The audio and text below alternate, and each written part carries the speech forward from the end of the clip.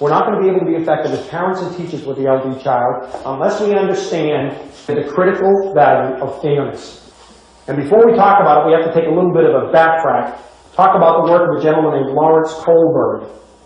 Lawrence Kohlberg was a Harvard educator and scientist, and he taught us pretty much everything we know about moral development in children. And he taught us basically two things. One is that kids learn their morals according to what they see us do, not according to what we tell them to do. My 12-year-old son, Kit, suppose I wanted to teach him the value of honesty. So I sit down with Kit on Monday night and I tell him about Abraham Lincoln. And how Lincoln took a book by mistake and carried it to the woods of Kentucky 12 miles back to its rightful owner. Tuesday night I tell him about George Washington. George Washington chopped down the cherry tree and said, I cannot tell a lie. Wednesday night I read to him from the Bible about honesty. Thursday night I read to him from the Koran about honesty. Friday night we do an hour and a half of honesty role playing. 5.5 hours of intensive honesty curriculum as only an elementary school teacher can do it, right?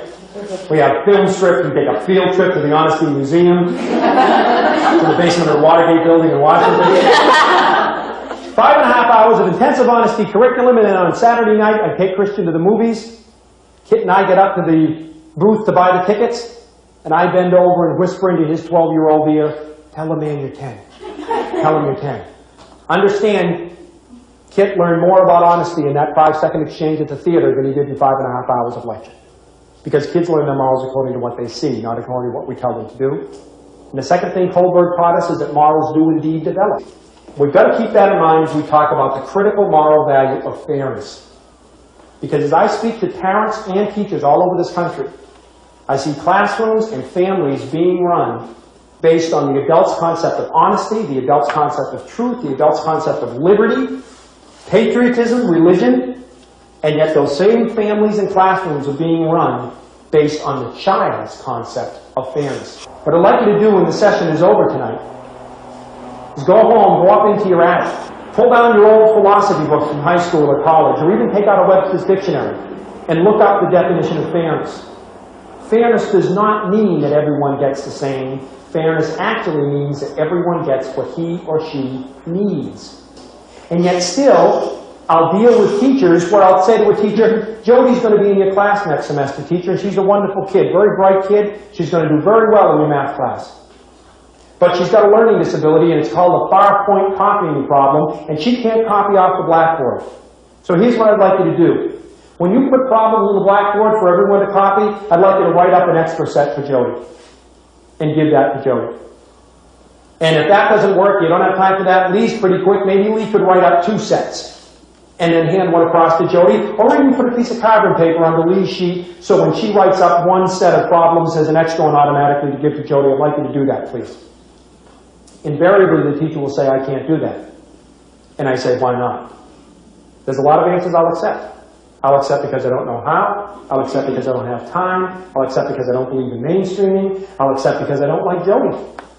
I will go to the mat with a teacher and I will discuss any one of those answers with a teacher. The one answer I will not discuss, the one answer that I think is beneath contempt and beneath discussing, is the answer I hear most often. And that is, I can't do that for Jody. Why? It's not fair to the others. It's got nothing to do with the others. Jody needs it, the others don't. It has nothing to do with the others. Let's take it and try it in an adult situation. Suppose I'm up here lecturing. In the middle of my lecture, God forbid, in the middle of my lecture, Carolyn here falls off her chair. I look down at her, she's turning blue, cardiac arrest. God forbid she's having a heart attack right in front of us. And I'm trained in CPR techniques, so I know what to do. How ludicrous, how unfair, how absolutely foolish and unethical would it be for me to say, hey, Carolyn, I'd like to help you, I really would. But heck, we've got 30 people here. I haven't got time to give CPR to everybody, and it wouldn't be fair to only give it to you. But the teacher who says, I can't help the LD child because it's not fair to the others, is working at the same moral level as a 10-year-old child. And this is particularly important for you as parents to understand. Because I know a lot of parents with special needs kids who spend full time beating themselves up and trying to keep the scales balanced. What do? Johnny, the LD child, needs a special tutor. How do I make that up to the other kids so that I'm fair to everybody? You don't have to.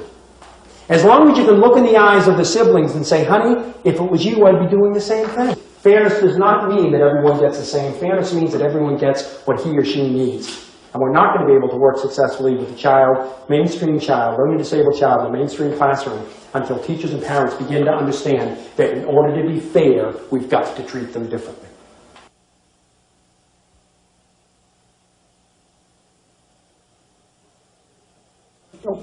Listen to the comments of some of the survivors of this Fat City workshop that we videotaped. I mean, I really had a headache, like right here. And I said, I don't want all these people to think that I'm stupid, you know? And then I said, God, imagine kids with learning disabilities who must sit in class all the time saying, all of these people think I'm really stupid. And I mean, I know I'm not stupid. As anxiety-producing as it was, I can deal with it here because I know the situation. I know that everybody around me is making mistakes. But if something like this had happened to me when, you know, I was a child and I was very sensitive, I would have been devastated. These kids are going through such a crisis, like, oh my God, if my friends think I'm stupid, I'm ruined. And basically at that age, they are, because, you know, their kids are like, oh, this person's stupid, he doesn't know anything, and I don't want him to play with me this recess, and that's devastating to a kid at that age. I think it would be a good experience for a lot of other children in classrooms at some point to understand what their friends and their classmates are going through. Maybe if they had to read a backwards passage or couldn't see the cow, it might help them to then understand why Johnny has to go see, you know, the specialist for a few hours, or why he gets that extra attention. That same thing about fairness. It's really important to have the sister or the brother of the LD child to understand that he's not stupid, he's not backwards, it's just that he has to learn in a different way. I think it really expresses how it is for me in a classroom, and shows everyone else how it is, because I know a lot of my friends, like, I'll sit in the class and I'll be reading something and they'll just start making fun of me because it takes me either a long time to figure out what the words are, or I read them backwards and it doesn't make sense to them. But it really doesn't make sense to me either. This is mostly dealt with in what the classroom is like. But if you think about it, like if you just go out in the world and you go and look around, I just think how frustrating it would be if you go out and you look at something, like you're walking down the street, you see something you want to read, and you can't understand it. The problem that I see that my child has had, and I think most learning disability kids suffer from, is a poor self-esteem, which can be so offset by the teachers in the school if they are enlightened about what they're doing. So that, to me, is the exciting, potential that this program would offer, because they suffer so in terms of how they perceive themselves. It's so frustrating for the teacher who doesn't understand what's going on. Teachers, when they say, look at me when you're talking to me, and they throw their catchphrases out, these catchphrases, they don't understand what's happening to the child. They're not doing it to be malicious. They need the information. Work with thousands of parents each year through our association. And the thing that I hear the most is their frustration, anxiety, and tension in dealing with not only the child but the school system. The professionals in their lives don't really understand the emotional baggage that the parent brings to every meeting and every conference, through living with this child. When I think of the torture I put my first learning disabled child through when she was learning to read, of saying so on and on, cat, thinking that eventually this would become cat, and it never became cat, and I would be so frustrated with it. We accentuate the positive in our house. We don't dwell on that which you cannot do. We dwell on that which you can do and encourage them to do it even better.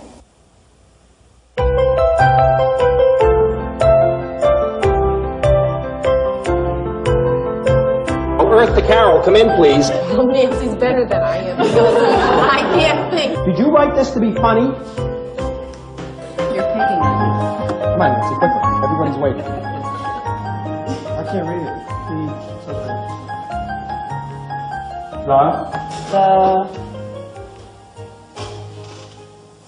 That's it. Was That's all I can do. okay?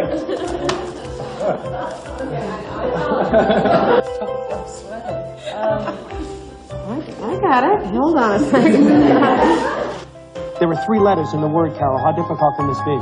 Very difficult. I don't know.